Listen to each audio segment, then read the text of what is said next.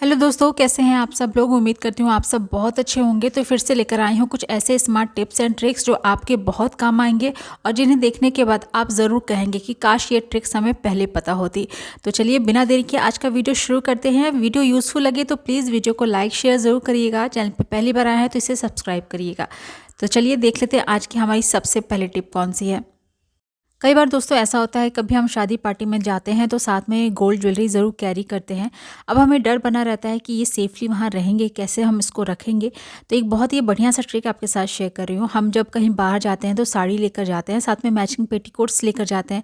तो आपको क्या करना है, इस तरीके के जो ज्वेलरी बैग्स होते हैं ना, वो आपको लेना है। और जो पेटीकोट है ना, उसके अंदर साइड से आपको इसको टक करना है। और इसको टक कहाँ पर करना है, जहाँ पर इसकी डोरी होती है ना, जहाँ बांधने वाला जो होता है ना, वहाँ पर अंदर के साइड से सेफ्टी की पिन की मदद से इस तरीके से आप इसको टक कर लीजिए। तो ये आपका एक हिडन पॉकेट बन जाएगा जो कि किसी को पता भी नहीं चलेगा। और आप अपनी ज्वेलरी हो या फिर जो पैसे आपको रखने हो, आसानी से आप इसमें रख कर और इस तरीके से आप इसको फोल्ड कर लीजिए। किसी को भी पता नहीं चलेगा कि इसमें आपने कोई सामान रखा हुआ है। और अंदर की साइड से रखने की वजह से ये दिखेगा भी नहीं और आसानी से आप इसको अपने बैग में भी रख सकते हैं। तो बहुत छोटी सी टिप है लेकिन आपको बहुत ज़्यादा काम आएगी। कभी ना कभी आपके साथ सिचुएशन ये ज़रूर आई होगी कि किस तरीके से हम अपनी ज्वेलरी या फिर पैसे को रखें। तो आप इस तरीके से ज़रूर ट्राई करके रखिएगा। उम्मीद करती हूँ ये आइडिया आपको ज़रूर पसंद आया होगा। चलिए बढ़ते हैं आगे, देख लेते हैं हमारी नेक्स्ट टिप।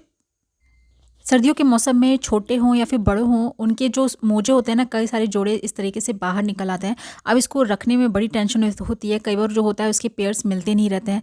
तो कैसे इसको हम एक जगह अच्छे से ऑर्गेनाइज करके रख सकते हैं, ये तरीका आपके साथ शेयर कर रही हूँ। बहुत ही आपको काम आने वाली ये टिप है। आपको क्या करना है कि इस तरीके का सेफ्टी पिन ले लीजिए और सेफ्टी पिन में जो भी पेयर्स हैं ना मोजे के, वो इस तरीके से आप सेफ्टी पिन में टक कर लीजिए।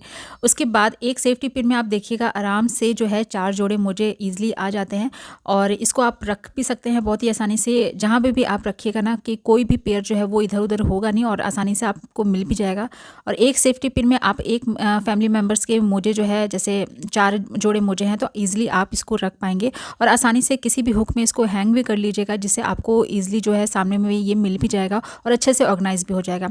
आमतौर पर एक हुक में अगर हम इसको हैंग करने जाएँ तो एक ही जोड़ा भी सही से नहीं हैंग होगा, लेकिन इस तरीके से अगर आप ऑर्गेनाइज करके हैंग करिएगा ना, तो 4 जोड़े मोजे जो है आसानी से हैंग हो रहे हैं। तो मुझे लगता है ये भी आपको बहुत ज़्यादा काम आने वाली टिप है, तो ज़रूर इसको भी ट्राई करिएगा। चलिए देख लेते हैं हमारी नेक्स्ट टिप कौन सी है।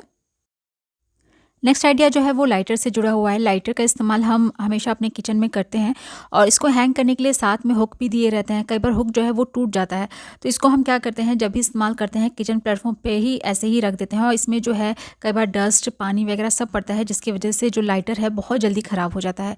तो अगर आपके हुक टूट गए हैं और इसको आपको हैंग करके रखना है, तो कैसे आप रख सकते हैं, ये तरीका आपके साथ शेयर कर रही हूँ। तो यहाँ पर आपको 2 रबर बैंड लेना है और कुछ इस तरीके से दोनों को आपस में टाई कर लेना है। आप देख के समझ रहे होंगे कि कैसे इसको टाई करना है।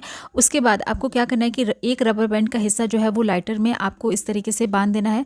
उसके बाद जो दूसरा है ना रबर बैंड, उससे आप आसानी से इसको कहीं पर भी हैंग कर सकते हैं। कोई भी हुक है उसमें आप इस तरीके से इसको लगाकर और हैंग कर लीजिएगा, तो बिल्कुल भी इस पर कोई भी डस्ट या पानी वगैरह नहीं पड़ेगा, जिसके वजह से आपका जो लाइटर है बहुत सालों तक चलेगा।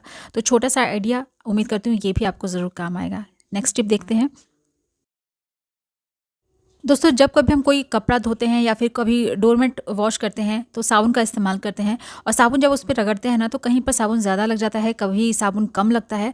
तो खासकर जब साबुन गला हुआ रहता है ना, तो ये दिक्कत बहुत ज़्यादा होती है कि कहीं पर ज़्यादा लग गया, कहीं पर कम लग गया। तो आज मैं आपके साथ एक तरीका शेयर करूँगी जिससे है ना इवनली जो है सारे कपड़ों पर या फिर डोरमेट जब आप वॉश करेंगे ना, तो आसानी से जो है सब पर अच्छे से लग पाएगा। तो आपको क्या करना है, इस तरीके का मोजा लीजिए, फटे पुराने या फिर जिसके पेयर्स इधर उधर हो जाते हैं, उनमें से एक मोजा ले लीजिए और मोजे के अंदर साबुन को रखकर और उसके बाद अपने कपड़ों को या फिर डोरमेट्स को इस तरीके से क्लीन करिए। तो यहाँ पर आप देख सकते हैं जो साबुन है वो हर तरफ एक बराबर से लग रहा है, बिल्कुल भी कम ज़्यादा नहीं लग रहा है।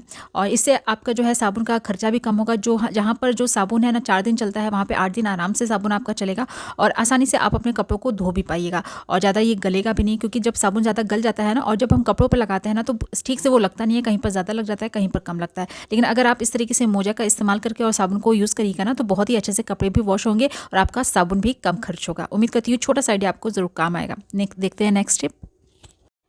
इस तरीके का सेलो टेप का रोल हर कोई इस्तेमाल करता है, हर घर में यूज़ होता ही है। लेकिन जब सेलो टेप ख़त्म हो जाता है तो इसका जो अंदर का ये रोल होता है ना, ये इसको हम लोग फेंक देते हैं, बेकार समझ के फेंक देते हैं। लेकिन आज के बाद इसको फेंकने की गलती बिल्कुल भी मत करिएगा। ये भी आपके बहुत काम आने वाली चीज़ है। समझिए कबाड़ से आप जुगाड़ कर पाइएगा और आप अपने खूब सारे पैसों की बचत भी कर पाइएगा। कैसे?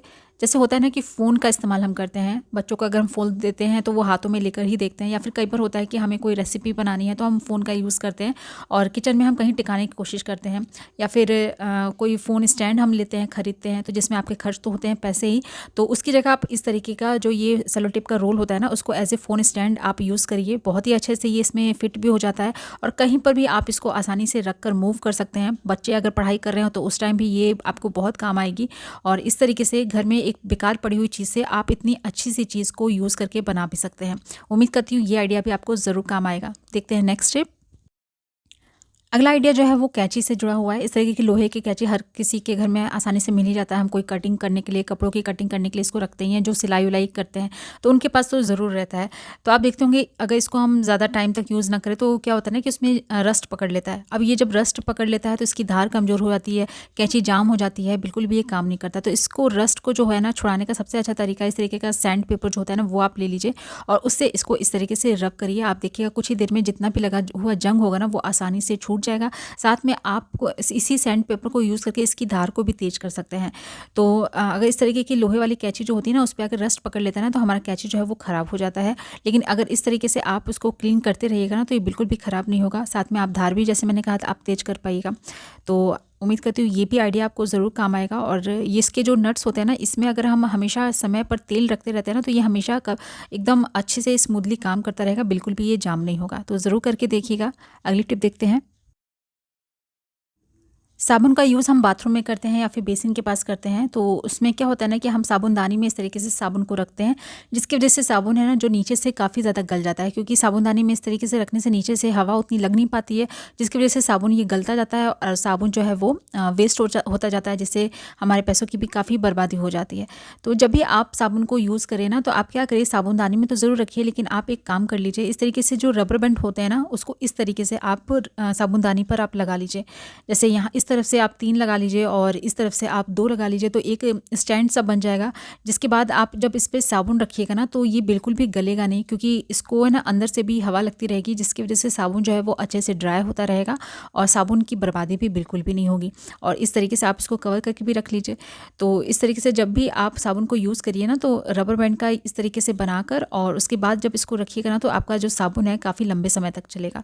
तो ये भी छोटा सा आइडिया था, लेकिन उम्मीद करती हूँ आपको ज़रूर ये भी पसंद आया होगा। दोस्तों यहीं पर आज के वीडियो का एंड करती हूँ। उम्मीद करती हूँ आज के सारे टिप्स एंड ट्रिक्स आपको ज़रूर पसंद आए होंगे। वीडियो अगर अच्छा लगा है तो प्लीज़ वीडियो को लाइक शेयर ज़रूर करिएगा। चैनल पे अगर आप पहली बार आए हैं तो इसे सब्सक्राइब करिएगा। कल फिर मिलती हूँ ऐसी एक नए वीडियो के साथ, कुछ नए टिप्स एंड ट्रिक के साथ। तब तक के लिए अपना ख्याल रखिएगा। Good bye.